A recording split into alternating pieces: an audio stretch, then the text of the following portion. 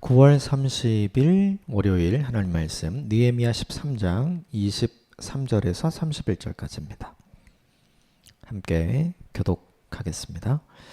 그때에 내가 또 본즉 유다 사람이 아스돗과 암몬과 모압 여인을 맞아 아내로 삼았는데 그들의 자녀가 아스돗 방언을 절반쯤은 하여도 유다 방언은 못하니 그 하는 말이 각 족속의 방언이므로 내가 그들을 책망하고 저주하며 그들 중 몇 사람을 때리고 그들의 머리털을 뽑고 이르되 너희는 너희 딸들을 그들의 아들들에게 주지 말고 너희 아들들이나 너희를 위하여 그들의 딸을 데려오지 아니하겠다고 하나님을 가리켜 맹세하라 하고 또 이르기를 옛적에 이스라엘 왕 솔로몬이 이 일로 범죄하지 아니하였느냐 그는 많은 나라 중에 비길 왕이 없이 하나님의 사랑을 입은 자라 하나님이 그를 왕으로 삼아 온 이스라엘을 다스리게 하셨으나 이방 여인이 그를 범죄하게 하였나니 너희가 이방 여인을 아내로 맞아 이 모든 큰 악을 행하여 우리 하나님께 범죄하는 것을 우리가 어찌 용납하겠느냐.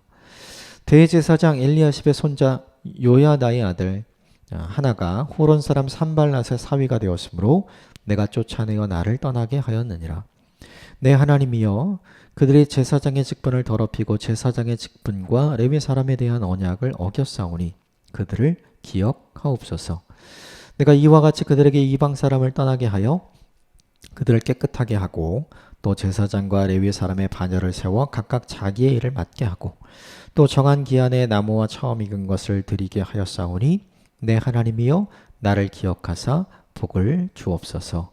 아멘. 이것은 하나님의 말씀입니다. 오늘 본문 느헤미야 마지막 말씀인데요. 수문합광장에서 큰 영적인 부흥을 경험하게 되었죠. 놀라운 부흥이었고 사람들은 자신의 삶을 어떻게 하나님 앞에서 구체적으로 바꿀 것인가 스스로 다짐하고 결단하고 그 결단이 사라지고 흔들리지 않게 하기 위해서 약속을 정하고 그리고 거기에 서명도 하게 되죠.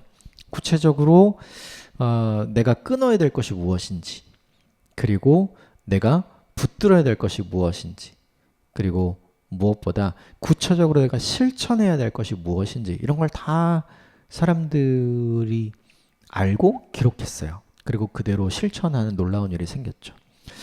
그 일 이후에 성벽도 세워지고 그리고 이제 성전 안에서 온전하게 예배를 드리는 하나님의 백성들도 세워지고 그들의 신앙도 하나님이 주시는 영적인 부흥을 경험하게 되자 느헤미야는 이제 자기가 해야 할 일을 다 한 거죠. 그래서 잠시 그가 일했던 수상궁으로 돌아갑니다. 그런데 문제가 하나 생겨요. 그가 페르시아로 돌아간 사이에 모든 것이 원점으로 돌아왔어요.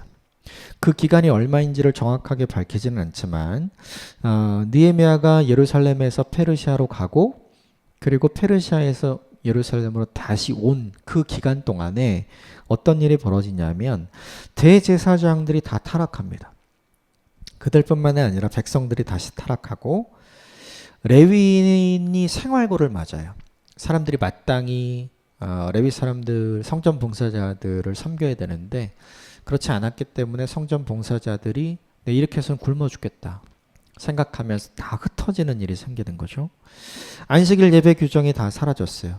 그리고 여전히 사람들은 고리대금을 하고 있고 돈이 중요하고 힘이 중요한 사회로 다시 돌아간 거죠. 쉽게 말하면 옛날로 다시 돌아가 버린 거예요. 느헤미야는 가장 좋을 때 갔거든요. 근데 가장 나쁠 때 다시 오게 된 거죠. 이걸 보면서 느헤미야가 이렇게 다시 변질된 사람들을 어떻게 회복해야 할 것인가. 오늘 나오는 내용이 그 내용입니다.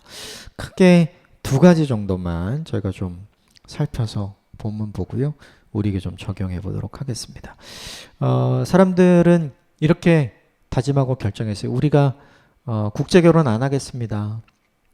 우리가 이방인들과 함께 결혼하지 않겠습니다. 그 이유는 국제결혼이 나쁜 것이 아니라 이방 사람들과 결혼하는 것이 문제가 아니라 결혼한 다음에 받은 종교적 영향력 때문이었어요. 그러니까 국제결혼을 한 다음에 자기가 하나님을 더 잘 섬기면 문제 없겠죠. 근데 국제 결혼을 한 이후에 하나님을 잘 섬기던 사람들이 하나님 버리고 우상을 섬겨서 문제가 된 거예요. 그래서 그 이야기를 오늘 본문의 전반부에 좀 다루는데요. 먼저 23절과 24절, 25절까지 같이 읽읍시다. 시작. 그때 내가 또 본즉 유다 사람이 아스돗과 암몬과 모압 여인을 맞아 아내로 삼았는데 그들의 자녀가 아스돗 방언을 절반쯤은 하여도 유다 방언은 못하니 그 하는 말이 각 족속의 방언이므로 내가 그들을 책망하고 저주하며 그들 중 몇 사람을 때리고 그들의 머리털을 뽑고 이르되 너희는 너희 딸들을 그들의 아들들에게 주지 말고 너희 아들들이나 너희를 위하여 그들의 딸을 데려오지 아니하겠다고 하나님을 가리켜 맹세하라 하고. 국제결혼에서 생긴 문제가 하나 있어요. 지금은 여러 가지 언어를 하면 경쟁력 있고 좋은 거잖아요. 그러니까 이 당시도 여러 가지 언어 하면 좋은 거죠. 근데 문제는 여러 가지 언어를 하는 게 중요한 게 아니라 자신의 언어를 잃어버리고 자신이 믿는 하나님을 잃어버리는 게 중요했던 거죠. 그래서 첫 번째 언어의 상실을 이야기해요. 근데 이거는 이제 히브리 말을 잘 못한다. 이걸 지적하는 게 아니에요. 그게 아니라 히브리 말을 잃어버림으로 히브리 정신을 잃어버린 거죠. 그래서 하나님 신앙을 같이 잃어버리는 사람들에 대한 이야기를 해요. 그래서 26절에 솔로몬의 이야기를 하는 거예요. 26절 같이 읽읍시다. 시작. 또 이르기를 옛적에 이스라엘 왕 솔로몬이 이 일로 범죄하지 아니하였느냐? 그는 많은 나라 중에 비길 왕이 없이 하나님의 사랑을 입은 자라. 하나님이 그를 왕으로 삼아 온 이스라엘을 다스리게 하셨으나 이방 여인이 그를 범죄하게 하였나니. 국제 결혼을 해서 이방 사람들과 결혼을 해서 오히려 하나님을 더 잘 같이 섬기게 되었다. 그러면 그것이 하나의 전도의 문이고 선교의 문이니까 굉장히 장려할 만하죠. 근데 문제는 그걸 통해서 자기가 믿고 있던 신앙이 다 통째로 흔들려 버리고 이제 하나님을 없이 하고 이방의 우상을 섬겼던 게 문제가 된 거죠. 본인뿐만 아니라 본인의 자녀들까지. 그래서 23절부터 26절까지의 핵심 내용은 무엇이냐면 이거예요. 다음 세대, 믿음의 다음 세대를 잘 남겨야 되는데 믿음의 다음 세대가 남겨진 것이 아니라 믿음의 다른 세대가 남겨졌다. 지금 요 얘기하고 싶은 거예요. 부모의 세대가 가지고 있던 신앙이 자녀의 세대가 되어서 다 사라져버리게 되었다. 그러면 신앙의 명맥이 끊어지게 되잖아요. 그러니까 하나님은 우리에게 믿음의 다음 세대를 준비하고 우리의 자녀들을 믿음의 다음 세대로 양육하라고 자녀들을 주셨는데 지금 본문에 나온 사람들은 뭐냐 하면 믿음의 다음 세대로 그들을 잘 키운 것이 아니라 믿음의 다른 세대가 되어도 괜찮도록 그냥 놔둔 거죠. 왜 놔두었느냐? 이유는 되게 간단해요. 사람을 사랑하다가. 오늘 26절에 보면 이렇게 되어 있죠. 솔로몬에 대해서 이야기하면서 수많은 나라의 왕 중에서 비길 수 없이 하나님의 사랑을 받은 왕이었다. 하나님의 총애를 받고 하나님이 주시는 지혜도 받고 그 어느 시대보다도 평화를 누렸고 그 어떤 시대보다 부유한 시대를 누린 게 솔로몬 왕의 시대였죠. 하나님 주신 은혜와 복이었어요. 그런데 문제는 이방 여인으로 결혼을 함으로 그렇죠?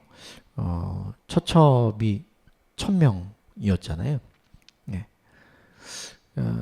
그게 진짜 1000명이었다는 이야기일 수도 있는데 히브리 사람들의 세계관에서는 10 곱하기 10 곱하기 10 10이 완전이잖아요. 그리고 3이 완전이니까 정말 많았다. 이런 뜻이기도 하거든요.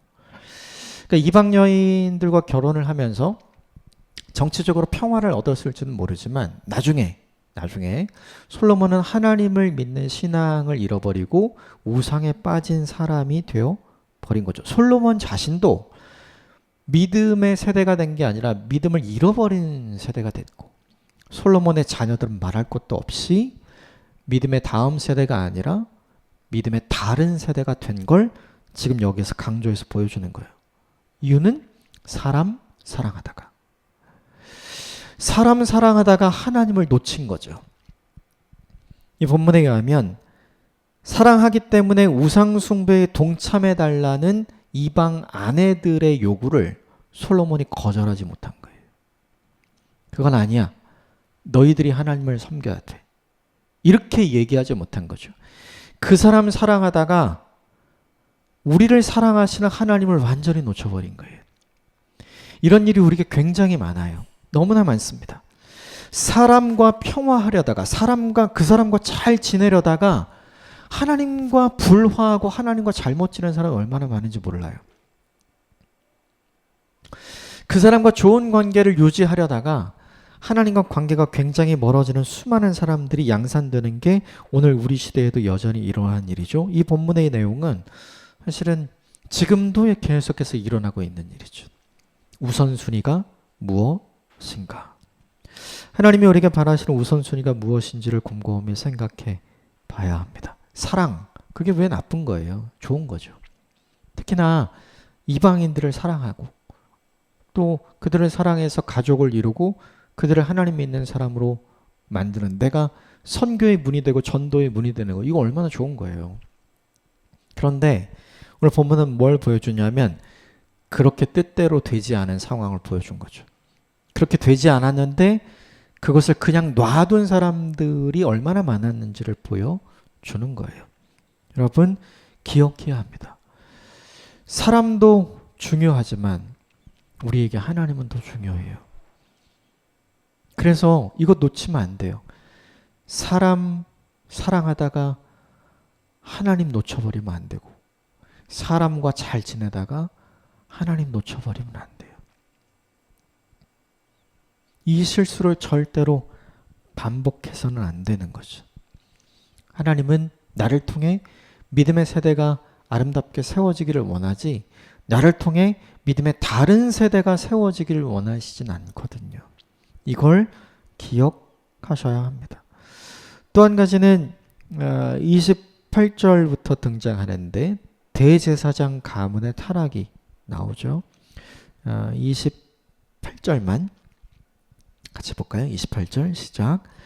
대제사장 엘리야십의 손자 요야다의 아들 하나가 호론 사람 산발랏의 사위가 되었으므로 내가 쫓아내어 나를 떠나게 하였느니라. 이 본문 앞에 주말 본문에 뭐가 있냐면 대제사장 가문의 타락에 대한 이야기 하나 더 나옵니다. 이전에도 나왔던 산발랏과 도비아는 철저하게 느헤미야를 방해했고 이스라엘 백성들이 성벽을 재건하는데 두려움을 주고 겁박을 하고 협박을 하고 비난을 하면서 방해했던 사람들이었잖아요. 그런데 그 도비아에게 성전 내부에 방을 내줍니다. 그리고 거기서 살아갈 수 있도록 만들어줘요. 그러니까 느헤미야가 떠났을 때 그 지역에 힘을 갖고 있었던 산발랏과 도비아와 손을 잡은 사람이 누구였냐면 하나님 앞에서 제일 바르게 서 있어야 될 대제사장 엘리야십 가문이었던 거죠. 근데 오늘 본문에 또 하나의 다른 치부, 그것은 이제 이 13년 초반에 나오고 아직 드러나지 않고 걸리지 않은 두 번째 치부가 나오는데 그건 뭐냐면 찾다 보니까 엘리야십의 손자인 요야다의 아들, 그러니까 증손자인 거죠. 이 사람이 호론 사람 산발랏의 사위가 되었다. 즉 그 지역에 권세 있고 힘 있는 산발랏과 역시 손을 잡은 거죠. 도비아와 손 잡은 사람이 왜 산발랏과도 손을 못 잡겠어요? 그런데 이 산발랏과 손 잡은 것은 드러나지 않았는데 느헤미야가 와서 찾다 보니 드러나게 된 거죠. 생각을 해보면 제사장 엘리야십 가문이잖아요. 생각을 해보면 제사장 가문이기 때문에 보기에는 하나님과 가장 거리가 가까워 보입니다.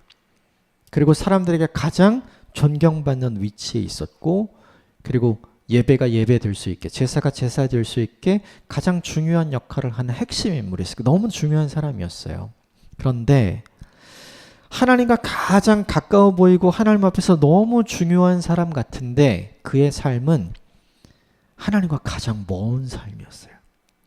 근데 이걸 아무도 모르게 해요. 근데 가만히 보면 우리가 이런 것 같아요.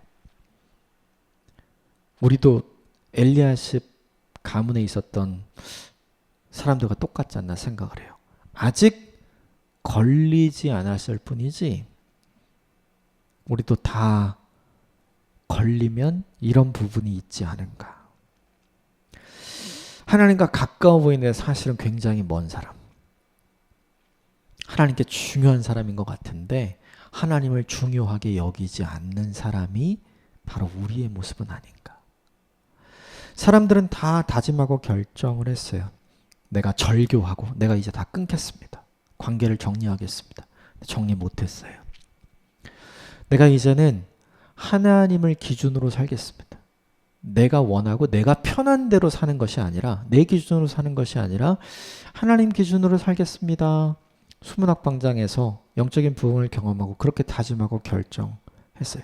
그리고 구체적으로 내가 이방 사람들과 결혼시키지 않겠습니다. 내 자녀들을 그렇게 하지 않겠습니다. 구체적으로 이런 거 다 다짐하고 결단했었거든요. 거기에 레위인들과 제사장 가문의 사람들이 서명하는 게 나와요. 그런데 다 달라진 거죠. 다 원래대로 돌아간 거예요. 여러분, 은혜는 유효기간이 있어요. 아니, 정확하게 말하면 하나님의 은혜가 유효기간이 있는 게 아니라 그것을 지켜나갈 수 있는 우리의 의지와 힘의 한계가 있어요. 그래서 시간이 지나면 우리가 하나님 주신 그 은혜를 잃어버리고 다시 원래대로 돌아가는 거죠. 우리가 회복 탄력성 이런 거 굉장히 많이 이야기하잖아요. 그런데 여러분 기억해야 될 게 있어요. 죄에도 탄력성이 있습니다. 우리가 회개하고 자복해서 더 이상 이렇게는 안 살 거야 라고 다른 길을 가지만 계속 뒤에서 끌어당겨요. 너 편한 대로 살아. 이전의 관계대로 살아. 그렇게 안 살아도 돼. 그래서 결국 계속해서 시간이 지나면 그쪽으로 가고 있는 나를 발견하게 되는 거죠. 여러분, 우리 마음대로 하면 안 걸릴 것 같지만 결국 걸려요. 오늘 이 엘리야십 가문에 있었던 이 일, 처음엔 다 모를 것 같았죠. 그런데 결국 다 드러나잖아요. 마음대로 살면 내 마음은 편할 수 있지만 내 마음대로 살면 하나님 마음 밖에 있게 됩니다. 무엇이 우리에게 진짜 좋은 것인지를 고민하고 결단한 일이 우리에게 필요한 거죠. 거룩은 거절에서 시작돼요. 그런데 오늘 엘리야십 가문은 이 거절에 실패하죠. 처음에 내가 다 거절하겠다. 여기서부터 시작하겠다. 이렇게 됐어요. 그런데 거기서부터 다시 무너지게 되는 거죠. 여러분 이걸 기억하셔야 합니다. 하나님이 우리에게 원하시는 것이 무엇일까 생각을 해봐요. 영적인 부흥을 경험하고 우리에게 주셨던 은혜를 잘 유지하며 사는 인생을 하나님께서 우리에게 원하시는 것은 아닌가. 그걸 하기 위해 우리에게 필요한 게 있어요. 우리가 그 순간에 딱 거절했던 거 있잖아요. 시간이 지나면 이 정도는 괜찮아, 이 정도는 괜찮아 이렇게 되거든요. 그걸 다시 시작해야 돼요. 그 거절이 우리를 구별되게 만들고 그 거절이 우리를 계속해서 충성되게 만들고요. 그 거절이 충성을 넘어서 하나님 앞에 헌신하는 인생으로 우리 삶을 드리게 만드는 거죠. 그런데 엘리야십 가문은 그것을 실패한 거죠. 저와 여러분 이걸 어쩔 수 없이 우리는 반복하게 되겠죠. 그런데 오늘 본문 28절 이후에 등장하는 엘리야십 가문처럼 너무 바닥으로 내려가지 않았으면 좋겠어요. 너무 바닥으로 내려가지 않았으면 좋겠어요. 우리 인생이 하나님 앞에서 성화되어 가는 과정은 나선형 동심원 구조와 같아요. 이렇게 계속. 그래서 이걸 옆에서 보건 위에서 보면 가장 좋은 지점에 있다가 가장 낮은 지역으로 떨어지긴 해요. 이렇게 나사홈이 그렇게 돼 있잖아요. 그런데 점점 앞으로 가게 되는 거죠. 제자리에 머무르진 않고 이게 은혜의 상단에 있다가 은혜의 바닥까지 떨어지긴 하지만 그 과정을 거치면서 계속 전진하긴 하는 거예요. 그렇긴 해요. 하지만 너무 바닥까지 떨어지지 않았으면 좋겠다. 너무 이렇게까지 망가지지 않았으면 좋겠다. 원래 하나님 앞에서 다짐하고 결정했던 그 결단과 헌신을 계속해서 유지해 갈 수 있는 사람이면 너무 좋겠다. 생각하게 돼요. 왜 이런 일이 벌어졌나요? 느헤미야가 없을 때 벌어진 거잖아요. 결국 이 본문에 있는 모든 사람들은 느헤미야가 있을 때는 잘 지켰고 느헤미야가 없을 때는 잘 못 지켰거든요. 그건 무슨 의미냐 하면 보이는 사람의 시선을 의식하는 사람이란 뜻이에요. 그럼 하나님 보이지 않잖아요. 보이지 않는다고 해서 하나님이 안 계신 건 아니잖아요. 우리의 신앙이 여기까지 가야 합니다. 보이는 사람이 있을 때는 잘하죠. 내가 한 말도 있고 내가 서명한 것도 있고 그러니까 잘 지키죠. 그런데 그 사람이 사라졌을 때 내가 그 일을 한 것을 아는 사람이 사라졌을 때 너무나 쉽게 우리가 흩어지잖아요. 그런데 그 장소에 하나님이 계시다는 걸 기억하는 인생. 하나님이 보고 계시다는 걸 인정하는 인생. 그렇게 살 때 우리의 초심을 회복할 수 있는 인생이 되는 것 같아요. 아무도 보는 사람이 없을 때 결국 우리의 진심이 무엇인지가 드러나게 되는 것 같아요. 그럴 때 더욱더 충성할 수 있고 더욱더 헌신할 수 있고 더욱더 구별될 수 있는 인생을 살 수 있다면 하나님이 얼마나 기뻐하시고 하나님이 얼마나 자랑하실 수 있을까를 생각해 보게 됩니다. 오늘 보면 28절에 등장하는 엘리야식 가문과는 전혀 다른 삶을 선택해서 사는 저와 여러분이 되었으면 좋겠습니다. 함께 기도하겠습니다.